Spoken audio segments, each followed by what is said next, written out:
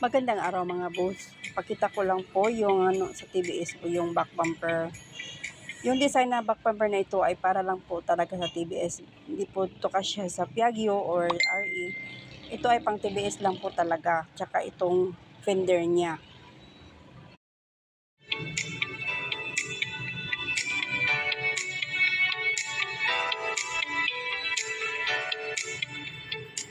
Yan po, lamang talaga pag dito sa amin, no? Kasi free installation na yan kay Timanoy. Tsaka siya mismo talagang magkakabit niyan.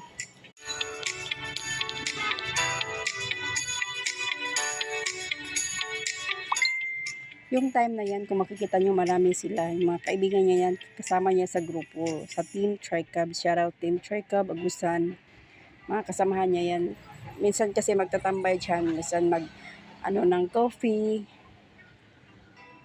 Yan, na time, yung naka-checkered na yellow, tsaka black, yun ang may-ari ng TVS na yan. So, yan ang nagtatahi ng mga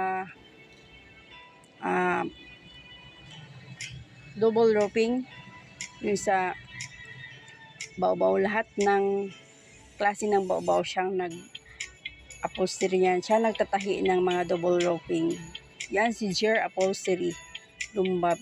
Kung hanapin nyo sa Facebook account niya, Jer Upholstery Lumbab, pwede siyang mag-shipping po ng mga double roping na trapal. Yung yung leather.